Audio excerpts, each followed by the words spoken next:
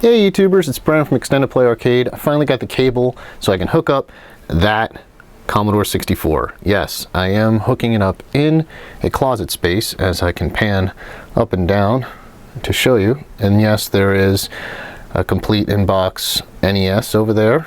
It's in storage. I have yet to open that thing up in about 20 years, so I'm going to be doing a video on that soon.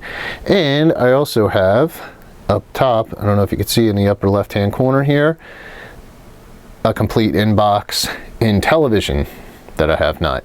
But for today we are going to see if I can get in this tight narrow space and hook up my Commodore 64 for the first time in like 20 something years. I mean, it's just ridiculous. So hopefully this cable works and all the power bricks work, and let's again, this is, you guys are all seeing it for the first time as well as I am, so you can hear the disappointment or the complete happiness in my voice when this all goes as planned. So let me see if I can zoom in a little bit, try to work. If I can, I might bump the camera. I'll try to cut it out and show you how to hook this thing up. It's going to be an adventure for both of us. Okay, so here's the cable that I got from eBay. I think it was $19 shipped. Hopefully it's the best $19 I've spent this year so far. As you can see, I don't think you get, yeah, you can see the connector right there. Sorry, it's not the best lit area.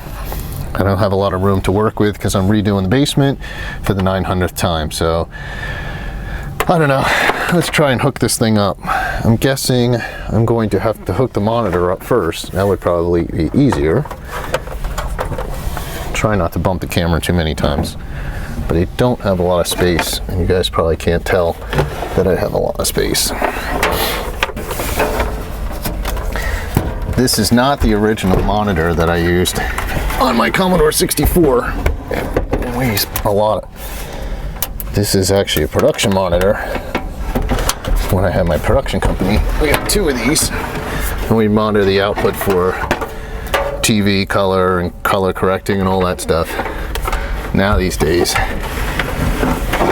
it's so much easier because you just use the vector forms and waves that are in Premiere. Alright, so I don't know if you guys can see that. Nope, I'm gonna have to turn it more. Alright, so on the back I got video A, so I'm going to be going video A in. These are actually BNC cables so I had to get adapters for the BNC. I don't know if you guys can tell. Yeah, you can see that. So the BNC is totally, it's like production quality connectors. What they do is they actually, you push and you turn and they lock. So when you're not in the middle of the field, the stuff doesn't fall out like these things do. You know, if somebody steps on this, boop, you're out of commission. A little tip for y'all. So I got that, and we're going audio. I'm only going to use one of them, so let's go with, I have a splitter somewhere where I could probably put both in one. I don't think it's really going to make a difference. I'm going to go with the white. If not, I'll have to switch it. I just want to make sure this thing powers up more than anything else, and I can't visually see it.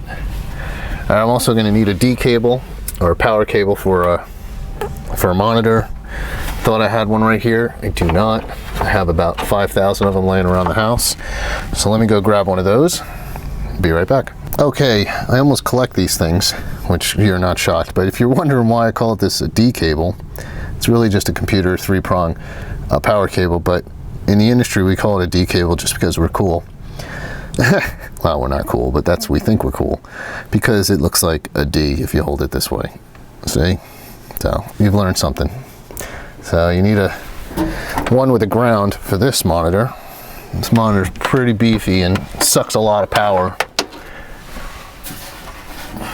Not like today's LED monitors. And this thing isn't as crisp either, but it's authentic. It's got 800 lines of resolution. And it's pretty sought after for video gaming. I used it in video games. It was pretty good. I don't know, after a while I was getting kind of sick from looking at the scan lines because it's totally different. And if you haven't looked at it for a while, you can actually almost see the lines. Get you a little dippy. All right, hopefully I'm getting this back, and it's almost like working in a computer arcade machine. Not a lot of room.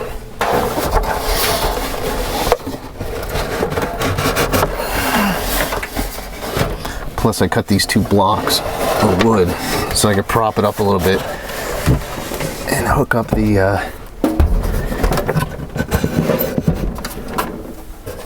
yeah, this really doesn't take that long. It's just my setup is making me take this long.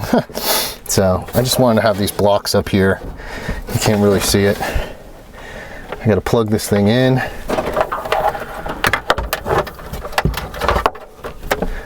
Plug that there. I'm just gonna have some wires draping for now. Oops.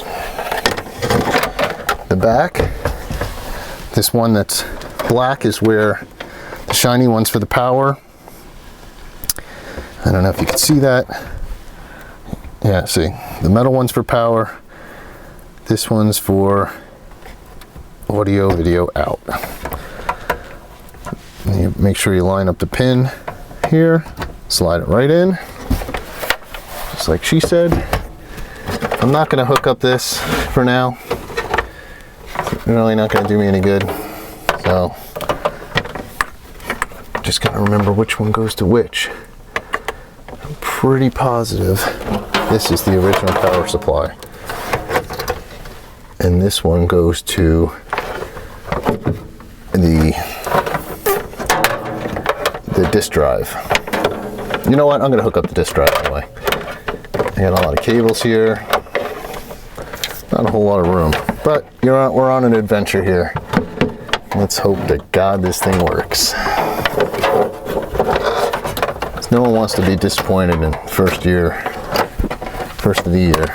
So run that one there. This is going to go into here. Let me double check. Double make sure. 2 power supplies, and I don't remember. I've killed those brain cells. Yeah, that power supply is already in there. So yeah, so it goes into here. We just find the top pin. You can hear in my voice, I'm starting to get a little overexcited, nervous. Top. It's not going in. Maybe the other one. Okay, I'm a total moron. That is not where the power goes. Power goes right in the back on the side. So I totally screwed that up. I wasn't forcing anything, I just knew it wasn't going in. So hopefully I have the right power supply, it looks like it. And you see the top, slide it right in the hole. So there you go. That one goes there. That's the serial. This is the serial port. So this one goes from your hard drive, or disk drive I should say. Holy cow. I do not know what I'm doing, so I know I've hooked this up before in the past. That was a long time ago, over 20 years. You don't kind of remember things. So I'm going to power up this one.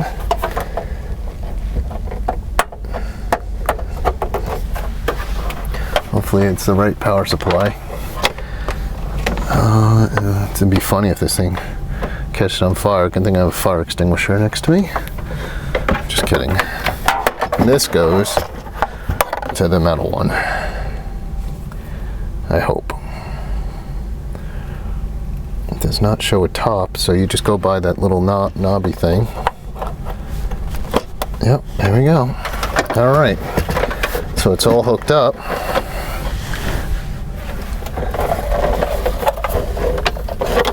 Remember, you had to turn the disk drive on first. And let's throw some power cables in. I have how many to plug in? The monitor. So I got 1, 2, 3, 4. All right, let me plug this thing in and see how it goes. All right, got my power strip here. Plug it in the monitor first. I don't think you can see from here. The power supply. Whew, man, I'm excited. 20 years. 20 stinking years. I don't even think some of these cables I'm finding. Huh, that doesn't go there. Oh yeah, joystick. This is the quick shot. I gotta hook that up too. That's fine, I just plug that into the side.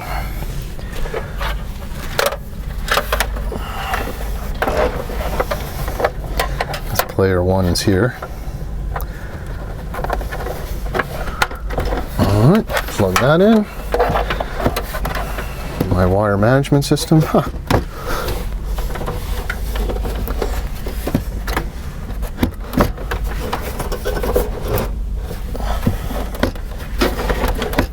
Oh, something stuck there, but oh, it's the cable. There we go.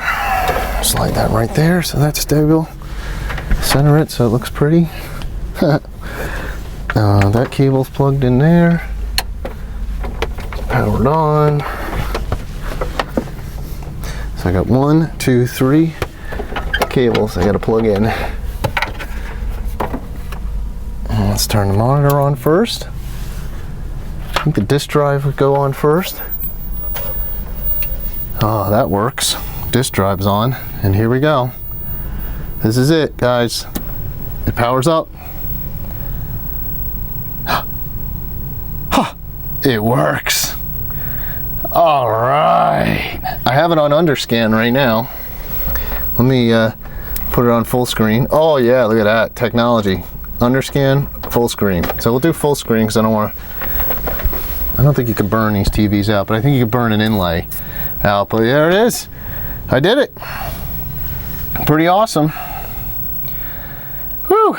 All right. I wish I had a better camera view. Actually, you can see the scan lines now with the video. But yeah, I pulled it off. I actually had a friend, I'll leave a link below, or a forum where I've been posting stuff, helping me out. And the disk drive works. Everything works. Now, we got power. Oh man, what a great day. All right, I'm gonna have to figure out how to play some games on this thing now. I'm pretty pumped. First shot, I made a few mistakes with the power. Power goes over there. I totally forgot. I forgot that's the serial and the AV out on the Commodore 64. So, and that's it. I don't know if that helps anybody. It probably doesn't. Maybe I'll do another video when I get to hook this up better in my office because I want clients to come in and think I'm going to do their video edits on a Commodore 64 because I don't know, it's funny. So anyway, it's Brian, Extended Play Arcade. Soon we're gonna have some more videos on the Commodore 64 that's brought back, not from death, just rejuvenated from 20 years ago. So anyway, actually longer than 20 years ago. I'd say, oh my God, 25 years ago. That's amazing. Just absolutely amazing. Still fires up, works. Didn't even have to boot or anything. You just turn the thing and it's ready to go.